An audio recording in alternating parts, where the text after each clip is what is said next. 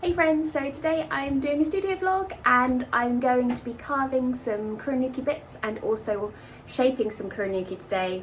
I've been brainstorming lots of ideas last night, so I want to make a load of stuff. I am planning to have a shop update with some kurinuki cottages and tableware and just more like original interesting stuff that I don't do for pre-order, so I just want to like have a bit of play in the studio.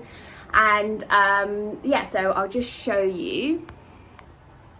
So I have these blocks that I've already shaped into little, these are going to be boxes and this will be a little cottage, and I have some bigger cottages behind there. I just keep them in like these moist sorry, these wet kind of cloths, just so they don't dry out too much, because I shaped those last week. And then I have a load of reclaim, so all of this reclaim, all of the reclaim in here that I'm going to be shaping into cottages, and then I'm also going to be shaping some tableware. Oh yeah, I've just been doing these custom little houses, so these are like based on their real life homes, which is so cute. This one just came out the kiln, love it. And then this is like a German townhouse, I think, so I'm going to be finishing that once it's all bisqued and dried.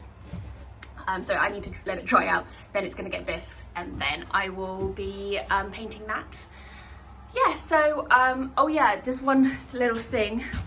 We're really excited. We just made this like fake chino. So it's basically a chino you can fire in oxidation. And we're really happy with how it looks. So this was,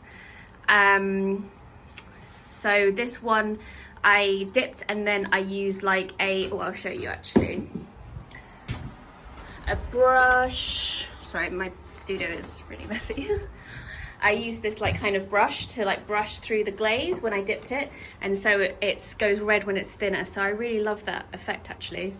We've just glazed our bathroom sink using the same method, so this is what it looks like unglazed, so you can see the brush marks. I'm just hoping that's going to add some nice texture. And yeah, so I also just stole this. We just got rid of our Christmas tree. I also just stole this because I want to try to make some interesting textures with this, so let's see how that goes. Yeah, so I'm gonna get on and start either shaping or carving. I'll see what I decide to do, and then yeah, I'll just prop you up somewhere. Okay. So I'm going to be doing some shaping of cottages, like I said. So I'm going to do a whole load. I'm getting ready for my shop update, which is at the beginning of May. Hopefully, if I've got my act together, this will go out before then. And I'm still trying to get through all of my reclaim from Christmas. It's still in lots of boxes, but I have been making a good dent, and I have a lot of reclaim today, so I want to shape that all up into kurinuki so it's ready for carving. And first I'm going to do a wax melt cottage. So for that I use, let's see how much this is. Yeah, basically this amount of clay, which is 3 kg. And this has actually been already wedged more or less, but I'll still give it like one last wedge and then shape it.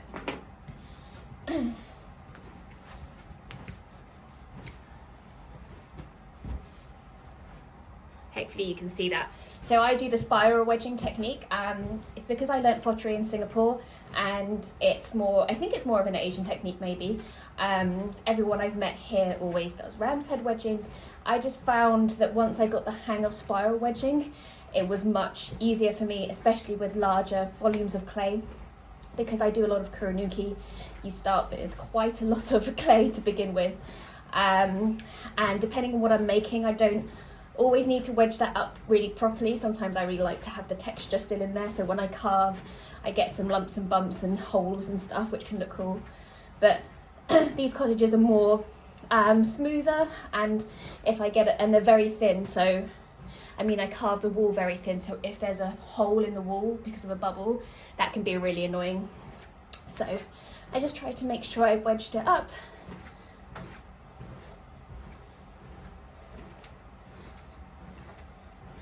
And then I'll just roll it into a general ball, like that.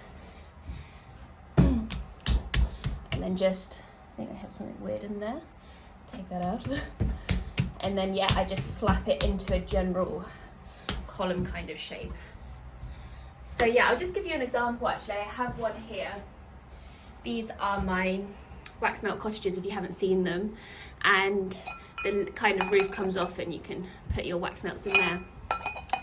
But that's just to give you an idea of size. That I just pop next to it. Yeah, so that basically turns into that after I've hollowed it, carved it, and it's shrunk in the kiln, etc. So this is about 5 kg of clay, and then yeah, that's what it turns into. So these are more of like your townhouse shape. So because they're for wax melts, I didn't want the flame to be so close to the roof to really like make that. It still gets really hot, but to make it kind of get really too hot, I just wanted to give a bit of distance. So that's why they're kind of like taller rather than short and wide, if that makes sense. And then you can see your like little tea light in here, so you can blow. I always blow through the door to blow the tea light out, let it cool down, and that way you're not like kind of touching the roof when it's hot and everything. So yeah, that's kind of why I keep it to more of a taller, thinner shape for the wax melt cottages. So I just kind of just smooth off the surface a little bit, and then yeah, I just basically pat it onto the table to shape. I've got 12 of these to do. So because I do like quite a lot of different designs, I end up making a few of these. But they are all the general same shape. I just do different surface decorations. So one I'm going to paint with underglaze, one I'm going to finish off with some nice metallic lusters, and then I have different things to press into the surface. So I have one where I press in stones and it goes all speckly. I'll give you an example, kind of like that. And then some I just have things to press into the surface like lace and shells and that kind of thing, just to make it more interesting with the glaze. So once I've got my general shape like that, so this is like is it an oblong? Is that what they're called? A 3D rectangle. Next is to make the roof. So I kind of aim the corner to 45-degree angle to the surface of the table, give it a little tap, and then that should taper in. And I do that on all of the sides.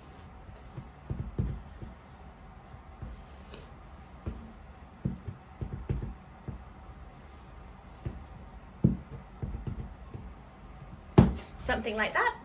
And then next I use this paddle. It's a butter paddle, but it has like a textured side and then a smooth side. So I just go ahead and use the smooth side just to smack that roof into like a nicer form.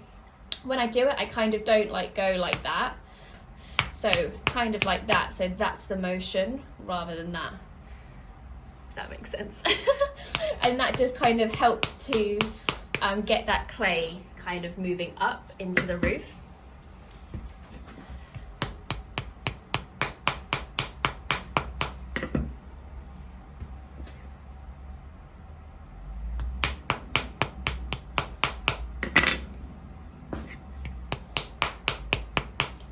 Do my cottages like this. I've always worked the kurinuki technique compared to like slab building, for example. I just find they have their own little personality. They're all a bit squashed, all a bit different, and I just like love that about them, that each one is like kind of unique, and you don't get that like blocky look that I find with slab built stuff. I quite like the softer around the edges. So then that's the roof, and then I'll then go ahead and square off the walls again. Just a little tap, and that's one block shaped. So I'm going to let this dry out so that it's a bit firmer, and then I will cut the top off.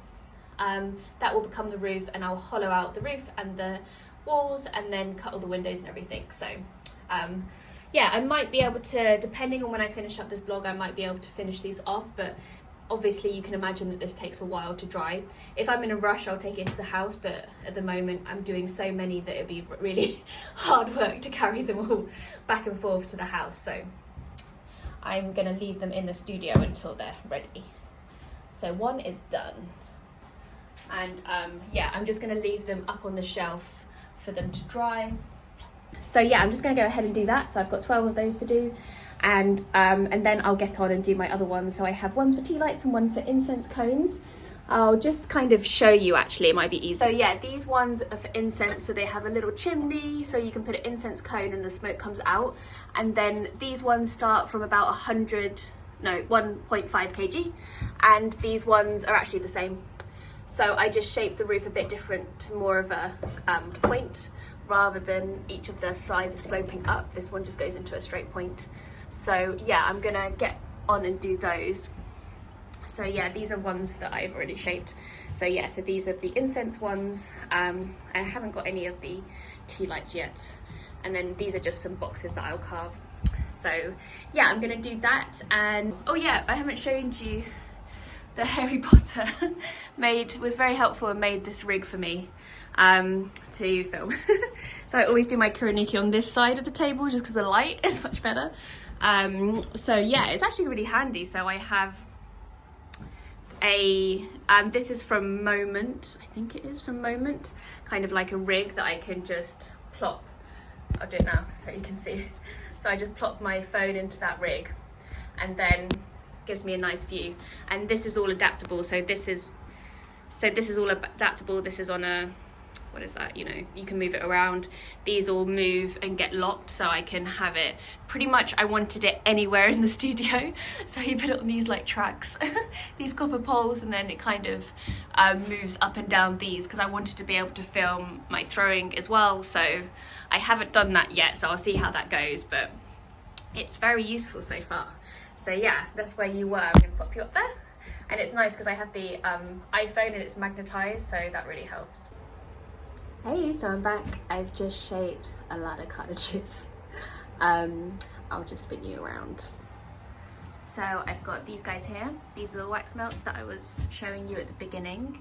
So there's 12 of those. I've got a little custom house just hiding at the back.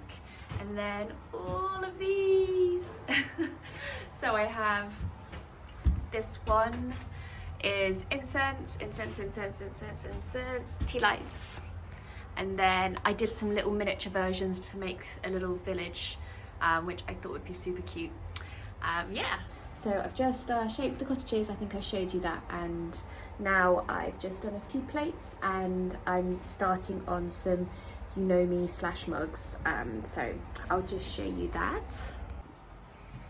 So this is just a mug I'm working on. So this is a cup I'm working on. I'm doing the first step, so basically this is very soft clay, and I'm just working on the general shape. Oh, sorry, I'm just watching The Good Wife in the background. La la la la. I'm rewatching all of the the whole series. So yeah, this is it started off as about 2 kg of clay. I use a high iron speckled stoneware clay. And I'm just kind of doing the general shaping of it. I really like how it looks, actually. So it's still obviously very heavy, very thick. When the clay is so soft like that, I like to just put the general shape in. Some little textured bits, kind of work on the rim just so I like the shape of the cup. And I'm gonna let that dry out until it's around just before leather hard. And then I will refine it and hollow it out more just so it's lighter and is just a bit more refined. At the moment it's like super heavy. So yeah, I'm actually really enjoying it though. So yeah, I have these kind of cuts I made with some wire tools, so some curly wires and some straight ones. And I'll just show you, these are like some platters and plates I've just shaped. So the big one is about 4 kg, and then these are about 2.5. So I want to carve those and kind of add a lot of texture into these when they're a bit drier. So it's the next day, and I've just come back in the studio, and I'm going to hollow out all of the cottages I should have done yesterday. But it just got a bit late, so I was like, I'll just do it today. And I did spend quite a while just shaping some kurinuki tableware, some cups and plates and stuff for carving next week, so I'll just show you them. So I have just I've added some texture to these cups while the clay was soft, if you can see, some quite interesting texture. I quite like them actually. And these guys at the back, they're kind of just left a bit more smooth. And the idea is that I'll come back when if you see, or just, yeah, if you see here, you can see the clay is really soft. So these guys are just going to dry out, and then I'll come and carve those up to finish them off. So now I'm just going to hollow a wax melt cottage. You saw, I think at the start of the vlog, me shaping them, so I thought it'd be nice for you guys to kind of see the process. So I'm going to do the first kind of step, which is where I cut the roof off, and then hollow most of the clay. I'll show you that. So here we go. Yes, so now the clay is like on a little bit firmer, and I just again use the paddle just to alter the shape or just refine the shape a little bit. As the clay's a bit firmer, it's nice to do it at this stage as well. So I'm just making the roof slope nicely. I will carve like roof tiles in, so it doesn't matter too much, but just to get that general shape. Then I take the wire and cut that roof off. Just a bit below where it meets the walls of the house. Then pull that through. Take that guy off. And then to make that roof fit a bit better on here, what I do is actually take some weight out of the wall so that you have a roof that overhangs. Just a little bit.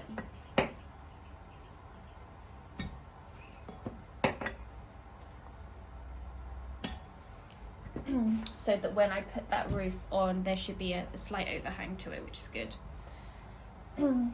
Then I will just smooth over these walls. You can probably actually use a paddle to do it, just to make them a bit smoother, so that there's like a nice join where I kind of cut. What I like to do, if it's not one of those cottages, I'm just going to glaze it, I like to just press in things like these kind of dried oranges from Christmas are quite good, just to press in. I'll show you because I can just go over it. Something like that, just to give a decoration to the surface, because my glazes are kind of, they're not flat glazes, they react to different surface textures. It's better to have something that's not completely flat.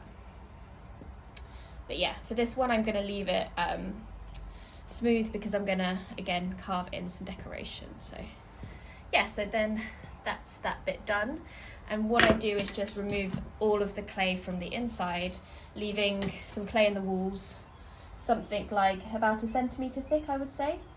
This is just the first hollowing step, so I'm just removing the majority of the clay, and once it's drier I can come back and again remove some more so that the piece is lighter. The idea is you want to remove enough clay at this stage while it's easy because the clay is soft, but not too much that your walls kind of start sagging on themselves, so that you still need some integrity while the clay is soft. But then that's the point when you let the clay dry, the walls are firmer, but the problem is it's harder to carve, so it's like that kind of balance between those two things. And then you can just take more clay away so that the piece isn't too heavy. And I'll just take strips of clay from the inside.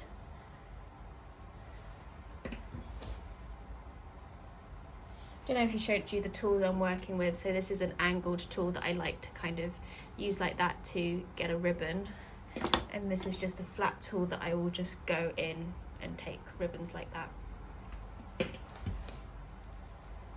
I use this angled tool at the start just to get that wall shape going, and then I'll switch to this flatter one and basically just take ribbons of clay from the inside of the cottage. So I'll just whiz through this, but of course if you want to repeat this yourself at home, I really recommend just taking your time with it, because you want to make sure that those walls don't get too thin, because it's quite easy when you're taking the clay away to make a hole in the wall. So once I've gone down a few steps, I just kind of clean up those walls just so that they're not really bumpy. I like to do this kind of as I go, just so that they don't get too kind of bumpy, and as the clay gets removed they obviously get a bit more thinner, so that they will move around more. So if I did this right at the once I'd taken all the clay and then I tried to remove these bumps all the way from the bottom, it kind of makes that wall integrity just a bit more wobbly.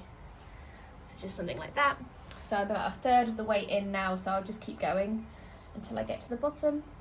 And as you can go, you always just check the wall thickness just to make sure you're not kind of going too thin, or if it's getting a bit too thick. Sometimes it's easy as you go down to lose that thickness or just kind of get a bit sidetracked. Of course, my house also goes out at the bottom, so I need to make sure that I'm making the walls consistent all the way down to the base. And with these cottages, I leave the base flat, so I don't carve a foot or anything like that. So I want to make sure I'm leaving the bottom kind of nice and thin. I don't want any thickness of clay at the base, which will help reduce the chance of cracking. Of course, you can kind of reduce the thickness after in the next step as well if you want. So if you want to play it a bit safer at this stage. But yeah, I quite like spending some time on the base, just making sure it's like nice and flat. So yeah, you won't be able to see right to the bottom maybe, but yeah, that base is kind of nice and flat now. So you can see there's lots of lumps and bumps in the edges, sorry, the walls, so I'm just going to clean that up now. Just running that tool up the wall and it will just shave off those bits. And you can also just take this opportunity just to remove any more clay if you feel like it needs it. But like I said, you'll get another chance once the clay's dried out to remove even more clay, so you know, you don't have to spend too much time making it perfect. So now those walls are kind of a bit smoother now. They're not perfect looking because I know that I'm going to finish up nicely tomorrow. So I'm just going to leave the bottom part there. And then I'll just carve the roof. So again, I'm just removing the majority of the clay from the inside. Again, using that angle tool to cut in. You have to be a bit more wary with the roof because of course the slopes, it slopes in. Which is why I quite like using the angle tool, because it basically just follows the roof slope. So if you can see, I'm kind of carving in like that, and that's just following the slope of the roof. Take out the middle, and I'll just repeat those steps. Again, follow that roof. Sometimes I just put my hand on the outside, just so that I know I'm not making that too thin. It's a bit more tricky to see with the roof, of course, because it's not straight. And then again, take out that middle bit. So that's more or less hollowed. I still have these lines, so I'm gonna just remove those kind of quickly. I just kind of use this curve tool just to get in there and just clean it up. I kind of imagine it's like a bit of a dish. I can imagine like a shallow dish. I'm just using that just to clean up the inside of the roof. And it's just when I just like to do this because when the clay is drier, when I start to like properly carve the roof and stuff, if you have all of these lines, it really like throws you off. Your kind of tool always gets stuck on them, so just to have a flat base does help. So that's it, more or less done. Roof. So now I just set the roof on top of the house so that they just dry out together. And then I'll just set that guy on top, just like that. So now this one will dry out, I would say in the studio where we have a humidity about 50%, it dries probably either tomorrow or the day after I can carve it. So yeah, that's it. I'm going to put this with its friends and get on with all of the other ones.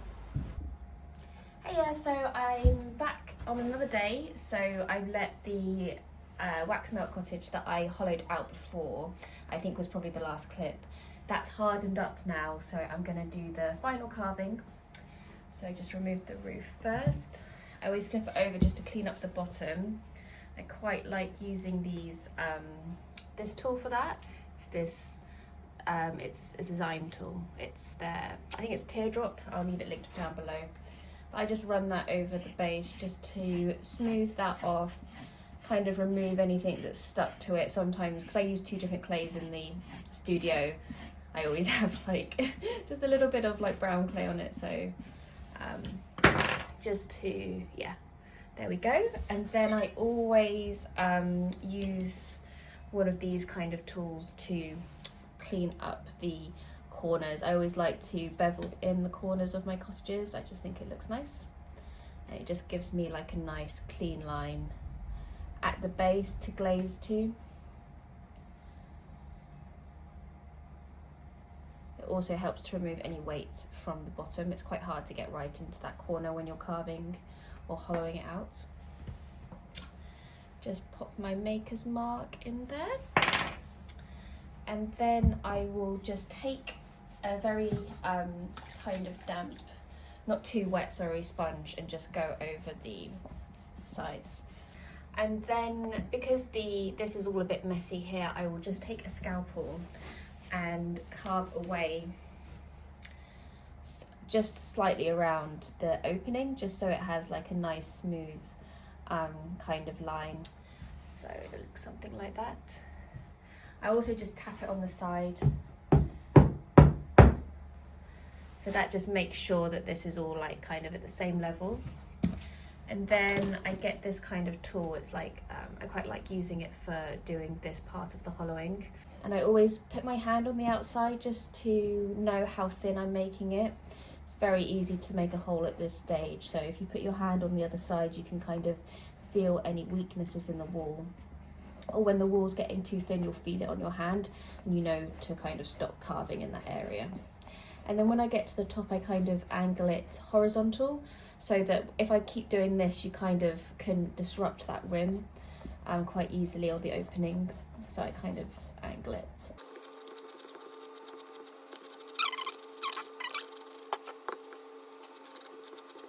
And then I will just get a sponge. I quite like these ones on the stick, just to get in there and just smooth off all of those carving marks. Cool, so that's the inside hollowed out. And then next I'm going to mark the windows and doors. So for my wax melts, I usually do one big door and then a few windows not dotted around. I kind of need to have that big door so that people can blow out the candle inside when they're using it. So I'll just cut out that door with the scalpel, kind of using the wheel to get that arch. And then cut the bottom bit off. Push it through. Something like that, and then I'll just adjust and clean up that shape. Sometimes I just carve like the inside bit. It just makes that opening look a bit more delicate. And then I always use a sponge just to clean up those cut marks. It always looks quite messy when you first cut out the windows and doors, but the minute you put a sponge over it, it cleans up really nicely. Okay. And then one last thing, I always like to put a doorstep onto my pieces. I think it just finishes them off nicely, gives them a little bit of personality. So because this clay is still quite wet, I don't actually add some slip. I kind of just use like softer clay. This is just reclaimed clay. I've just snagged a bit from. Just make a sausage, smooth it over, and then I will smooth that over right into the inside so it has a nice join. And then I'll get that sponge and clean that up and just make sure that it has a nice join on all of its edges. So that's the bottom part done. So I'll set that aside and work on the roof. So this is the roof. And I use these diamond core tools to, this one is a rounded one, to kind of carve the roof tiles. This one is P2, if you can see, yeah, P2, if you want to get the same one. So I'll just kind of use that just to carve in the roof texture. There we go. And then I will spend some time just cleaning up the middle. Again, with that tool, I just kind of clean the outside up a little bit, and then I'll go at the bottom smooth that over, and now I will just clean up those sides. So I usually run the tool into the corner. So now I'll just spend some time cleaning up the middle. I kind of switch between these tools, so the ones I used for hollowing out over all of those carving marks. I quite like to spend a bit more time cleaning up the roof, because your wax will go in here, and if it's just a smooth surface, it's easier for the wax to, if you want to remove the wax or clean it and stuff, it's just much easier. And then I'll take it along the edges. And here I'm just really going to shape it to the walls. So kind of gently put it on. I'm like, yeah, that's probably the best fit I'm going to get. And then I'm just going to kind of just manipulate that rim of the lid, just so it sits nicely on the house. So yeah, that's that. So I'm going to let that dry a bit, but I'll let that dry and harden up. Once it's hardened up, I'm going to remove that lid just so I know it's not completely stuck. So yeah, I just want to show you the range of houses I've just been making. I'm just making a little bit of a selection, and I will then next week carve all of those ones I shaped. But these are kind of just a selection of what I'm planning for the collection, so I'll just show you those. So I just have them here. I always love like all the roofs together. So I'm kind of making these like little mini villages. So this is going to be like a fisherman's village with a beach. Oh yeah, this is it. A beach hut here, which I thought was so cute. Something like that. So you can kind of get 3 of them together, and I'll glaze them so that they look kind of as a set. And then I was thinking of making a Suffolk village. So I live in Suffolk, and what we have around here is a lot of these we actually live in a flint fronted cottage, so these like stone cottages are inspired by that. And then also we have a lot of these black barns, so this will be glazed black with like terracotta roof tiles. And yeah, I really love this one. So I kind of press some wood into it to get these knots. And we also have these kind of like Tudory, so we have this Suffolk pink house, and then sometimes they're like painted in between like Tudor beams, and I think they will just look so cute together. So my idea is that you can use like this one for a tea light. This one you could probably put either incense inside or have a flower. So I think they'll look really cute together. Like this is going to be the Suffolk village. Oh, and I have these that I've decorated with underglaze. So that's when I leave it plain. So that wax melt cottage I was just showing you, I'm going to decorate something like this. So just decorate it with painting some underglaze, and then I can just carve some detail into that. So this is one of my springtime cottages, so I kind of want to make it all like zingy for spring, like some yellows, and this is going to be hopefully like tulips carved into that. Yeah, so I think I will leave it there. I hope you got some nice ideas for carving and seeing how they make the cottages. Next, I think I'll have a tutorial about how I make my kurinuki boxes, and then I think in the next vlog I'll probably show you me glazing these this kind of collection and then pulling it out the kiln. I thought that might be nice for you to see them all finished, and how they look with the different glazes and stuff. And if you have any questions on how I glaze things, or what glazes I use, you can leave those in the comments of this video, and I'll make sure that I kind of address them in the next vlog. So yeah, all right, thanks guys, I hope you enjoyed it. Until next time, bye.